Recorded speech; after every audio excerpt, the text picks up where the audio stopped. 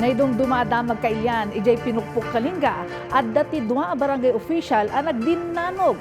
Ngem, baban iti nasayat ang wagas ti payayam tapno maalad at ipapremyo a ₱500,000 worth of project para iti masakupan da a barangay.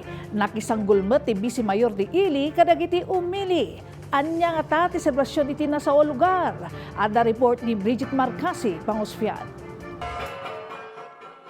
Numaysaka nga opisyal ti barangay, aging nga sa dinno ti kabailam nga aramiden tapno makaala iti pondo para iti proyekto ken programa ti masakupam. Ije pinokpok Kalinga, may nga special boxing match ti nagsangwan ti dua a barangay captain para iti ₱500,000 a project kas premyo.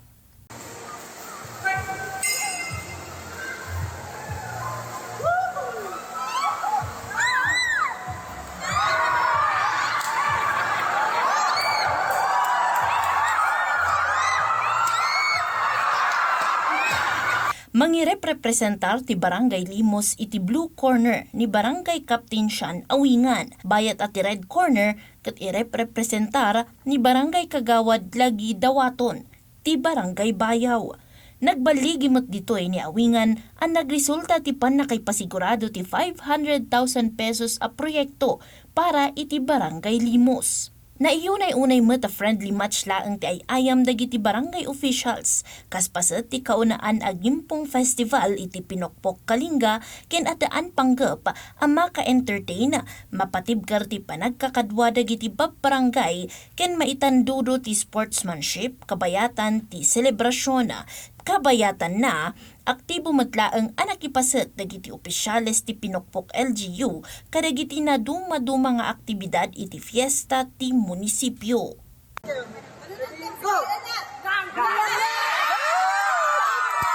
Kas ni Vice Mayor Sherlinda Sayon Alunday, dua adaras asimango iti sanggol wenno arm wrestling competition kontra iti barangay Dugpa ken barangay Mapako.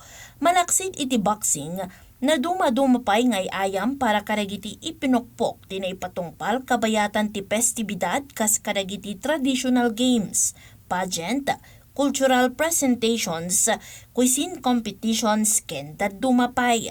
Nailawlawag a puntiryada nga agbalin a sentro ti kaunaan a festibidad da ket ti panagkaykaysa, panagtitinulong ken panagtalinaed ti kultura aging nga kadagiti sumaruno a henerasyon. This festival is a living expression of who we are.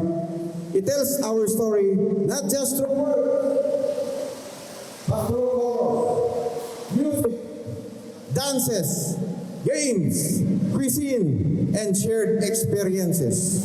Brigitte Marcasi-Pangosfian para iti Pambansang TV. Iti baro a Pilipinas.